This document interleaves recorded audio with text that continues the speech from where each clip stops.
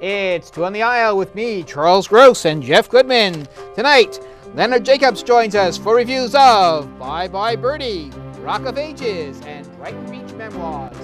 Ladies and gentlemen, welcome to Two on the Aisle. Okay, I am Charles Gross, and this is Two on the Aisle.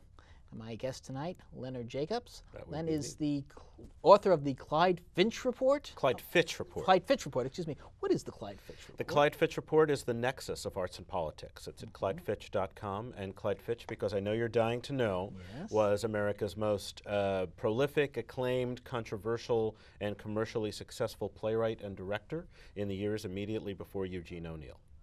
So moving on to a more up-to-date, up-to-date rock and roll show, I guess. Rock of Ages. Yep.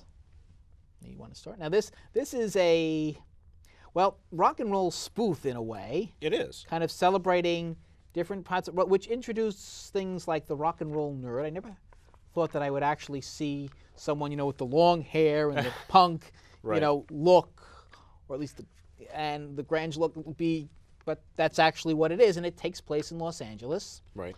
And it is basically a rock and roll club that is facing demolition. Right. From a corrupt mayor and a German father and son developer team. And the wacky machinations that ensue in order to save it through the eyes of really great 80s sort of high hair tunes. Right. And one lesson I actually did learn was that my knowledge of 80s rock and roll is actually pretty dismal. Really? Because I didn't recognize a lot of those songs. When did you, now we're going to have an age moment. When did you come, because that's sort of right where I grew up. That was not particularly my music. I was a little bit more of an alternative, pseudo, faux, not really punk kid. I was actually collecting Broadway at the time. I was. Oh, well, I was doing that too. Yes. But, it depended on where I was. We've lived through this whole decade of songbook musicals, and we've seen the Beach Boys, Good Vibrations, disaster, made Hiroshima look like a rock in a pond.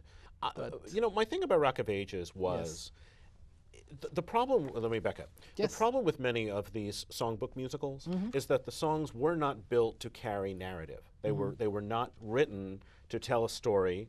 Other than in 3 minutes on one side of a 45. A 45 is a record. Gee, what's a record? Exactly. We'll have to get your daughter here and have her ask her that question.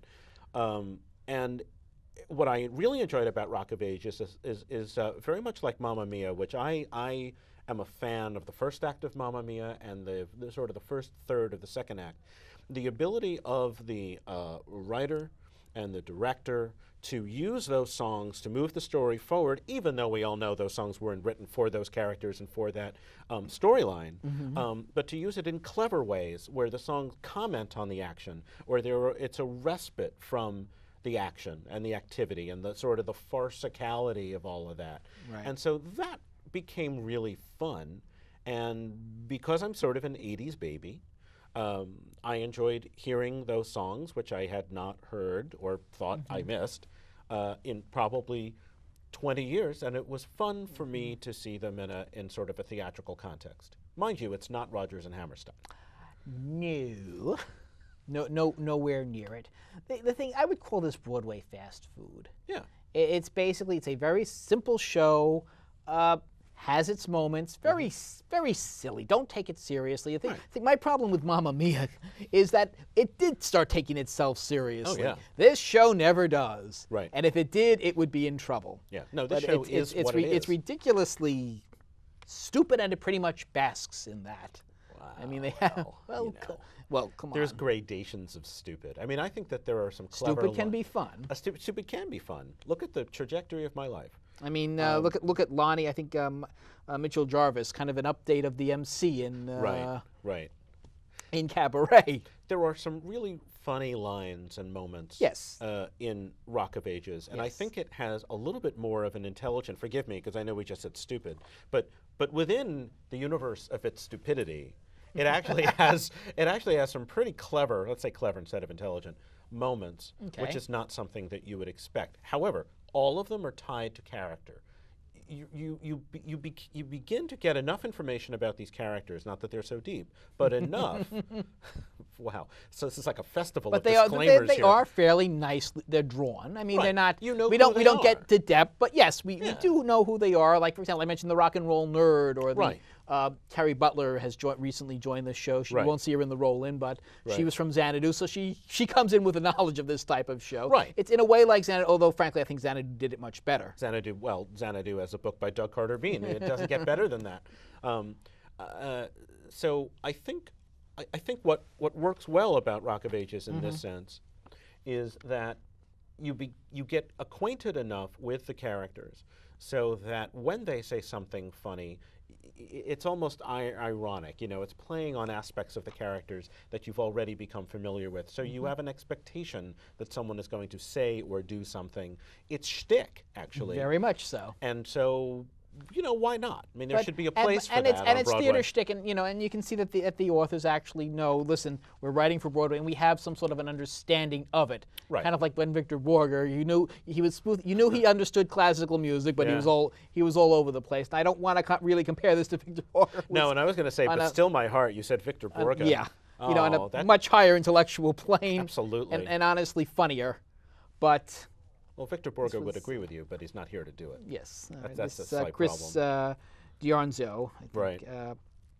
wrote it, and Kristen Hagge directed it. We actually have some scenes from it, so let's take a quick look at Rock of Ages. Drew is a bar back here at the legendary Dupree's Bourbon Room. But like I told y'all before, all the guy really wants is to rock your like Sebastian Bach. That was just in toilet water, dude. Obviously, a dream is a powerful thing. Here I go again on my own, going down the only road I've ever known. Like a drifter, I was born to walk alone. And I made up my mind, oh yeah, I ain't wasting no more time. Here I go again. Here I go again. Here I go, here I go, here I go again. Oh yeah, yeah, here I go. Let's do ya!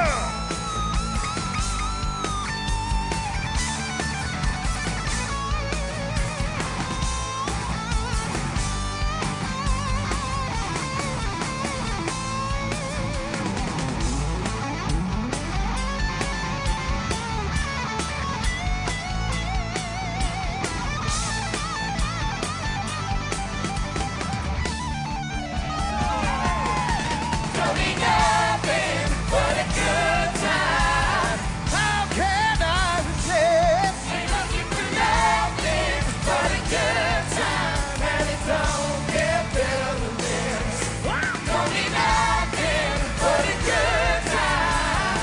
How can I resist? Ain't looking for nothing but a good time, and it don't get better, don't get better, don't get better. Wait a minute! And that is Rock of Ages. Nothing pretentious, just some Broadway fast food. And hey, you can sit in your seat and they will deliver you a drink.